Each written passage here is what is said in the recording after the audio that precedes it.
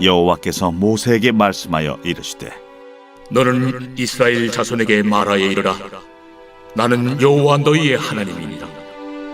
너희는 너희가 거주하던 애굽 땅의 풍속을 따르지 말며 내가 너희를 인도할 가나안 땅의 풍속과 규례도 행하지 말고 너희는 내 법도를 따르며 내 규례를 지켜 그대로 행하라. 나는 너희의 하나님 여호와이니라. 너희는 내 규례와 법도를 지키라.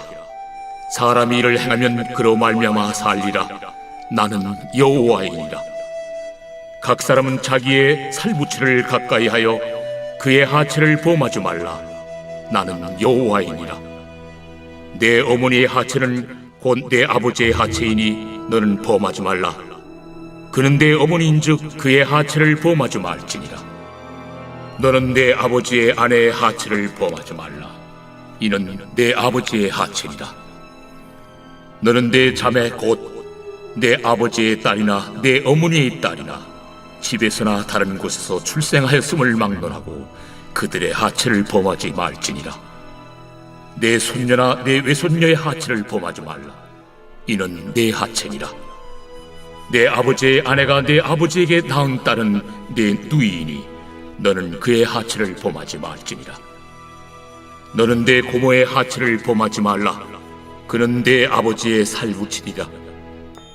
너는 내 이모의 하체를 범하지 말라. 그는 내 어머니의 살부치니라. 너는 내 아버지 형제의 아내를 가까이 하여 그의 하체를 범하지 말라. 그는 내 숙모니라. 너는 내 며느리의 하체를 범하지 말라. 그는 내 아들의 아내이니 그의 하체를 범하지 말지니라. 너는 내 형제의 아내의 하체를 범하지 말라. 이는 내 형제의 하체니라. 너는 여인과 그 여인의 딸의 하체를 아울러 범하지 말며 또 그 여인의 손녀나 외손녀를 아울러 데려다가 그의 하체를 범하지 말라. 그들은 그의 살부치이니 이는 악행이니라. 너는 아내가 생존할 동안에 그의 자매를 데려다가 그의 하체를 범하여 그로 질투하게 하지 말지니라. 오늘 이제 레위기 18장부터 진행이 됩니다. 레위기의 말씀은 하나님의 백성들이 이방 민족들, 특별히 그 주변의 가나안 민족들과 구별되어 사는 이 거룩한 삶을 어떻게 실천하며 살 것인가. 특별히 하나님 백성들의 가장 큰 구별됨은 뭐냐? 이방인들과 다르게 하나님께 제사하며 예배드리는 백성이었습니다. 그래서 이스라엘 백성들이, 하나님의 선민들이 이방인들과 궁극적으로 다른 점은 뭐냐? 하나님 앞에 예배드리는 백성이다. 그래서 레위기 1장부터 8장까지는 하나님께 예배드리는 이 제사법에 대해서 쭉 설명을 하죠. 어떤 절차를 걸쳐서 제사를 드릴 것인지, 5가지 제사, 번제, 그 다음에 소제, 그리고 속건제, 속제제, 화목제, 자, 이런 이 제사들을 하나님 앞에 이제 드릴 때 어떻게 할 것인가. 그리고 나서 이제 8장부터 10장에는 이 제사를 집례하는 제사장을 위임할 때 어떻게 위임을 하고, 또 제사장이 회막을 드나들 때는 어떤 거룩함을 갖고 드나들 것인가. 이렇게 이제 말씀을 한 후에 11장부터 15장까지는 이제 우리의 일상생활에서 정결함을 지키는 방법, 음식의 정결, 또 우리 풍속의 정결, 그래서 일반 가나안 백성들과 구별되는 생활의 정결에 대해서 말씀을 하고 나서 중간 부분이 되는 16장에는 대속죄일에 관한 규례가 나옵니다. 그래서 이스라엘 백성들이 하나님 앞에 어떻게 죄사함을 받는가, 그리고 이 대속죄일의 가장 중요한 건 뭐냐? 피로 말미암아 죄사함을 받죠. 그래서 17장에는 피를 어떻게 관리할 것인가. 그래서 크게 이제 요약을 하면 제사법에 대해서, 그리고 제사장을 세우고 회막을 드나드는 제사장에 관한 규례, 제사, 제사장, 그리고 우리의 일상생활의 정결과 부정결, 그리고 대속죄일에 관한 것과, 그 다음에 이제 후반부로 넘어가는데 그 다음부터는 뭐냐? 윤리적인 정결법입니다. 그래서 여러분, 그 예수님께서 우리에게 오셔서 이제 율법을 완전케 하려 함이라. 율법을 폐하러 온 것이 아니라 완전케 하려 함이라라고 할 때 이 레위기에 있는 이 규례들을 이제 그대로 이제 반영을 하는 겁니다. 그래서 제사법, 그래서 절기와 제사와 안식일 이런 이 제사법, 그리고 이스라엘 백성들이 약속의 땅에 들어가서 살 때의 시민법. 근데 이 제사법은 예수 그리스도의 피로 말미암아 단번에 영원한 제사를 드리심으로 인해서 더 완전케 되었죠. 구약의 제사는 유효하지 않고 예수 그리스도의 보혈을 의지하는 제사로 대체가 되었습니다. 그리고 이 시민법은 약속의 땅이 결국은 바벨론에 의해 무너지고 포로로 끌려가면서 무효화되었고, 그 대신 하나님 나라의 윤리로 대체가 되었죠. 그리고 예수님께서 마지막 주신 것이 바로 이제 윤리법인데, 구약의 이제 윤리법인데, 남은 것이, 이 남은 윤리법의 핵심은 뭐냐? 내 이웃을 내 자신과 같이 사랑하고 하나님을 사랑하라라는 겁니다. 그래서 이것은 성령의 능력으로 말미암아 더 온전케 우리가 실천해야 될, 파격적으로 실천해야 될, 우리가 마태복음에서 묵상하는 이제 분노, 미움, 원수, 이런 여러 가지 규례를 급진적으로 어떻게 사랑할 것인가에 대해서 성령의 능력으로 가능하죠. 새 마음으로 가능한 겁니다. 자, 이런 능력으로 가능할 수 있도록 이제 주님께서 새롭게 하신 것이죠. 그래서 이제 구약의 율법이라고 하면 제사법, 그 다음에 시민법, 그리고 윤리법이 있는데, 제사법과 시민법은 새로운 하나님 나라의 것으로 대체가 되었고, 예수 그리스도 안에서, 그 다음에 이 사랑의 법, 윤리의 법은 더 과격하게 성령의 능력으로 더 온전하게 되는 것을 볼 수 있습니다. 이것이 바로 예수님께서 율법을 폐하러 온 것이 아니라 율법을 완전케 하러 오셨다라는 의미죠. 자, 그러면 오늘은 이제 그 윤리적인 법령들의 이제 시작 부분인데, 그게 뭐냐면 이방인의 풍속과 다르게 이제 하나님의 백성들은 혼인의 성소를 거룩하게 지켜야 된다는 겁니다. 성관계를 함부로 남발하지 말고 주님께서 허락하신 이 결혼의 서약의 테두리 안에 지켜야 할 것을 말씀하는 것이죠. 그래서 오늘 1절에 보면 하나님이 이렇게 말씀합니다. 여호와께서 모세에게 말씀하시기를 너는 이스라엘 자손에게 말하여 이르라. 너희는 너희가 거주하던 애굽 땅의 풍속을 따르지 말고 내가 너희를 인도할 가나안 땅의 풍속과 규례도 행하지 말아라. 그러면서 너희는 내 법도를 따르고 내 규례를 지켜 그대로 행하라. 그러면서 특별히 혼인관계에 대해서 말씀을 합니다. 여러분, 이 혼인관계는 하나님의 언약을 반영하는 아주 중요한 관계이죠. 언약이란 무엇입니까? 하나님께서 내가 너에게 하나님이 되어주시고 너는 나의 백성이 되어서 내가 너를 배타적으로 너만 사랑하겠다. 그러니 너도 나만 사랑해라. 이렇게 말씀하시는 거죠. 그래서 우리가 하나님을 사랑하면서 세상을 사랑할 수 없고 하나님을 끝까지 사랑하면서 나아가야죠. 그렇게 하나님을 우리가 사랑하면 하나님과의 배타적인 언약관계로 들어가게 되는데, 이 배타적인 언약관계에서 하나님은 어떻게 하느냐? 자비하시고 은혜로우시고 노하기를 더디하시고 끝까지 참아주시며 우리를 붙들어 주시는 신실하신 하나님으로 등장합니다. 그래서 우리가 하나님 앞에 언약관계, 이 신실함을 본받아 신실하게 지켜야 하는 것처럼 그 사랑을 받은 우리도 그리스도 안의 언약관계, 결혼관계를 거룩하고 신실하게 지켜가야 할 필요가 있다라고 말씀을 하는 것이죠. 특별히 이제 3절에 보면 너희가 거주하던 애굽 땅의 풍속을 따르지 말아라 그럽니다. 여러분, 그 애굽 땅에서는 근친의 이제 습관이, 풍습이 있었습니다. 특별히 왕족들은 왕족의 혈통을 보호하기 위해서 남매 간에도 결혼을 시켰었죠. 그래서 그런 음란한 풍속들이 아직 있었고, 가나안 땅은 뭐 말할 것도 없이 음란했습니다. 이게 왜냐하면 이들이 섬기는 신 자체가, 바알이라는 신 자체가 음란한 신이었기 때문에 음란한 제의풍속을 그들이 서슴없이 자행을 했었죠. 막 바알 신 앞에 농경신 제사를 드리면서 혼음을 하고 아주 음란했습니다. 자, 이런 것들 것들에 대해서 너희는 거룩한 관계를 지켜가야 된다. 그러면서 이것을 구체적으로 말씀을 하십니다. 5절에 너희는 내 규례와 법도를 지키라. 사람이 이를 행하면 그로 말미암아 살리라 라고 말씀하시면서 6절에 각 사람은 자기의 살부치를 가까이, 살부치라는 건 가족관계, 친척관계, 친족관계를 말합니다. 그들을 가까이하여 하체를 범하지 말아라 그럽니다. 그래서 이제 이 근친 간의 이런 관계를 하나님이 시내산에서부터 이제 본격적으로 이제 명시적으로 금하고 계시죠. 맨 처음에 아담이 하와를 하나님께서 허락하신 다음에 아담과 하와 사이에 그때는 하나님이 첫사람으로 창조하시고 또 완전하게 창조하셔서 아담과 아담이 930세까지 살 정도였죠.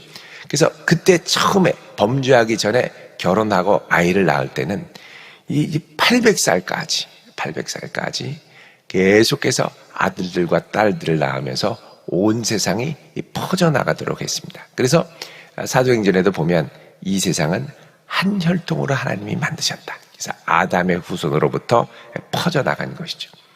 그래서 이제 첫사람 아담의 온전함으로 인하여 유전적인 흠결들은 훨씬 덜했을 것으로 우리가 추측을 할 수 있고, 이것이 이제 퍼져나가다가 드디어 이제 시내산 언약으로부터 근친 간에 이제 자칫하면 유전적인 이제 그 장애가 있을 수 있고 잘못 태어날 수도 있고 그렇기 때문에 이제 이런 것들을 이제 구별하면서 거룩한 가정, 하나님과의 언약 백성으로서의 거룩한 가정들을 강조하기 시작하죠.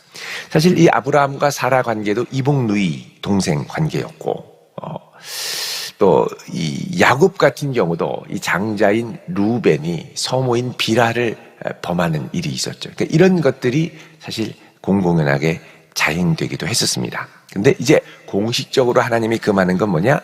하나님의 언약 백성으로 계약을 체결하면서 너희들이 언약 백성이니까 이제는 다르게 살아라 이렇게 얘기를 하죠. 자, 그러면서 하나님께서는 구체적으로 친족 관계에 금해야 할 이 관계들, 특별히 이 성관계가 무엇인가를 말씀합니다. 7절에 보면은 어머니에 대해서 말하고, 그 다음 9절에는 자매, 누이, 그들의 하체를 범하지 말아라. 그 다음에 12절에는 고모.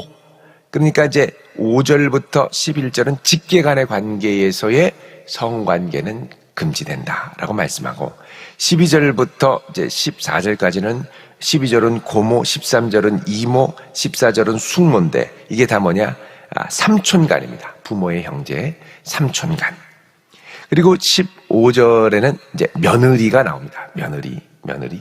그리고 결혼에 의한 가족 관계죠. 15절, 16절은 며느리의 하체, 그리고 형제의 아내의 하체, 그러니까 처제의 하체를 범하지 말아라. 예, 이렇게 이제 되는 겁니다. 형수나 처제.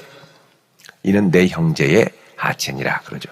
여러분 특별히 레위기 18장 16절에 내 형제의 아내의 하체를 범하지 말아라 이렇게 이제 말씀이 나옵니다만, 그 예수님 시대에 헤롯이 헤로디아를 취했죠.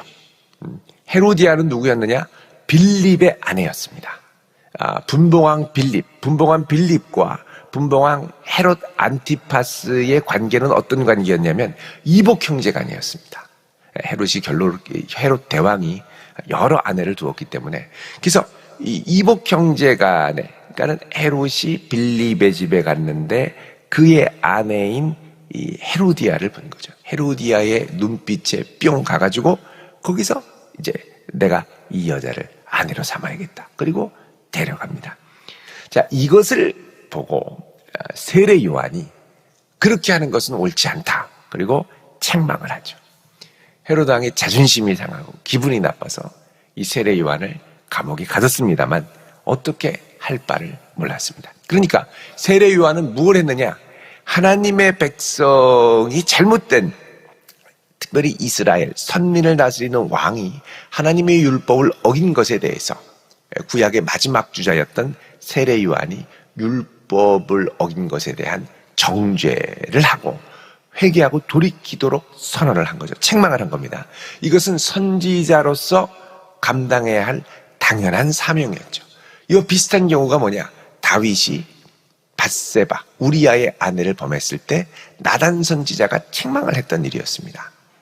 제가 이제 이 말씀을 드리는 것은 여러분 이 가까운 이단들 있지 않습니까? 그 이단들이 주장하는 것 중에 하나가 뭐냐면 이 세례 요한은 자기 사명을 제대로 감당하지 못하고 주님을 떠나 배도해서 이제 예수님을 저버렸다 이렇게 이제 이야기를 합니다. 배도자다 세례 요한이 이렇게 얘기를 하죠. 그 이유 중에 하나는 뭐냐? 바로 이 세례 요한이 헤롯 왕이 헤로디아를 취한 것에 대해서 왜 남의 애정사에 간섭을 하느냐? 그 쓸데없이 남의 애정사에 간섭해서 불질렀다가 죽음을 당하는 아주 어리석은 선지자가 아니냐 이런 식으로 왜곡을 합니다.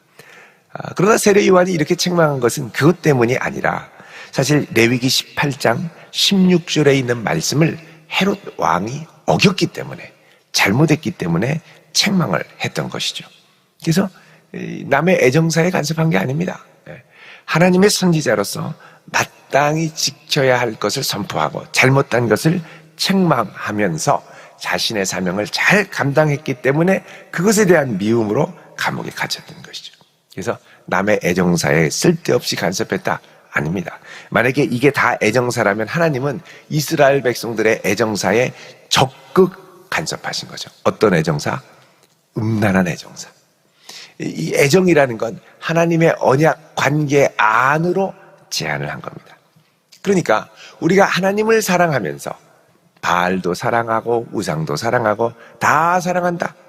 이러면 안 된다는 거죠. 우리가 하나님을 사랑한다라고 고백할 때는 그때는 하나님을 사랑하는 배타적인 관계로 들어가는 겁니다.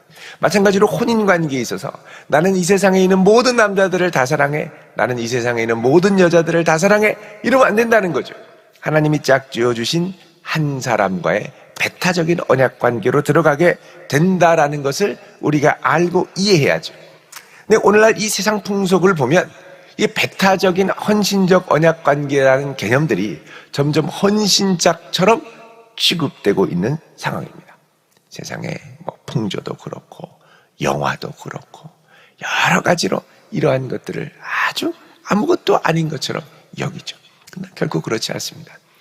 이것을 헌신짝처럼 대충 여겼을 때 찾아오는 대가들, 치러야 할 대가들은 생각보다 상당히 크고 뿐만 아니라 이런 불법적인 잘못된 관계로 인하여 그의 자녀들이 상처받는 것은 어마어마하죠. 어마어마한 충격이죠. 그래서 말라기서에 보면은 하나님이 오직 한 배우자를 허락하신 이유는 뭐냐? 경건한 자녀를 얻기 위함이다 라고 말씀하죠. 그래서 이제부터 하나님께서 우리에게 허락하신 이 관계는 배타적인 관계로 헌신하며 살아야 할 관계로 나아가야 한다는 것입니다. 자, 그 다음에 이제 17절부터 18절까지는 제4그룹으로 이제 아내의 직계 가족들을 얘기합니다. 17절에 너는 여인과 그 여인의 딸의 하체를 아울러 범하지 말아라. 그리고 그 여인의 손녀나 외손녀를 아울러 데려다가 하체를 범하지 말아라. 그리고 아내가 생존할 동안에 그의 자매를 데려다가 그의 하체를 범하여 질투하게 하지 말아라. 이제 율법으로 명시했습니다만 이와 비슷한 상황이 무엇입니까? 야곱이 레아와 라헬을 다 취했죠. 그 안에 얼마나 치열한 이 질투와 전쟁이 있었습니까? 그러니까 야곱의 가정이 편할 날이 별로 없었습니다. 그래서 다른 이들이 따라하는 풍속을 하나님의 성도들이 부러워하거나 따라가야 할 하등의 이유가 없고 이렇게 한 가정, 한 아내를 허락하신 이유가 있다는 거죠. 그래서 그 이유를 믿음으로 우리가 받아들이면서 하나님의 언약 관계를 반영하며 사는, 그러니까 내가 하나님의 언약 백성이면 그 언약 관계를 반영하며 살아가는 것이 성도들의 삶의 올바른 방향이라고 말씀을 합니다. 하나님께서 이 땅 가운데 우리에게 가정을 허락하신 것은 그 가정을 통해서 세상에 빛이 되고 또 이렇게 경건하고 아름답게 살아갈 수 있구나라는 것을 세상 가운데 보여주어야 할 사명도 있습니다. 그래서 우리가 기도할 때 하나님, 우리에게 허락하신 가정, 또 우리에게 허락하실 가정을 통해서도 하나님께 영광이 되기를 원합니다. 어떻게 하면 이것을 통해 하나님의 거룩하심과 자비와 사랑과 신실함을 보여줄 수 있을까요? 하나님 은혜를 주셔서 그런 가정을 꾸려가게 하옵소서. 여러분, 이것이 우리 평생의 기도 제목이 되어야 할 줄로 믿습니다. 왜냐하면 요즘 황혼이혼도 꽤 많이 늘고 있다고 그러죠. 이 말은 이 언약 관계는 사람이 불안하기 때문에, 그러니까 우리가 하나님과의 언약 관계를 유지할 수 있는 것은 우리 때문이 아니라 하나님의 신실하심 때문이죠. 하나님이 신실하시기 때문에 우리는 맨날 빙빙 돌고 다른 데로 도망가고 싶고 해도 하나님의 은혜로 이렇게 딱 하나님이 붙여주시는 거예요. 근데 우리는 인간이 연약하기 때문에 이 연약해서 조금만 지나면 투닥거리고 기분 나쁘고 싸우고 토라지고, 이게 나이가 들어가면서 성숙할수록 더 관계가 성숙해지는 게 아니라 나이가 들어갈수록 더 갈등이 불거져서 참다 못 참다 이 평생 왼수야, 그리고서는 이제 황혼에 느지막하게 이제 못 살겠다 이렇게 이제 하는 경우들이 점점 우리나라에서는 늘어간다라는 겁니다. 그래서 뭐냐, 우리는 평생 하나님의 언약적인 신실하심의 은혜로 붙들려 살지 않으면 끝까지 무엇이든지 가져갈 수가 없는 존재라는 겁니다. 여러분, 하나님의 긍휼을 구할 수 있길 바랍니다. 내가 뭘 하는 것처럼 주님, 제가 진짜 이 인간 참을 때까지 참아줬습니다, 그게 아니라 주님, 저를 불쌍히 여겨주십시오. 주님, 저를 불쌍히 여겨주시지 않으면 이거 더 이상 제가 감당할 수가 없습니다. 주님이 끝까지 긍휼로 붙들어 주셔서 나도 긍휼히 여기며 주의 언약적인 신실하심을 지켜나가는 가정이 되게 해주십시오. 이런 기도가 우리의 기도 제목이 될 수 있기를 주의 이름으로 축원드립니다. 기도하겠습니다. 거룩하신 아버지 하나님, 저희들을 하나님의 신실하신 사랑으로 붙들어 주시고 사랑하셨사오니 끝까지 붙들어 주시고 저희도 끝까지 주 앞에 신실한 하나님 백성 되게 하옵소서. 예수님의 이름으로 기도합니다. 아멘.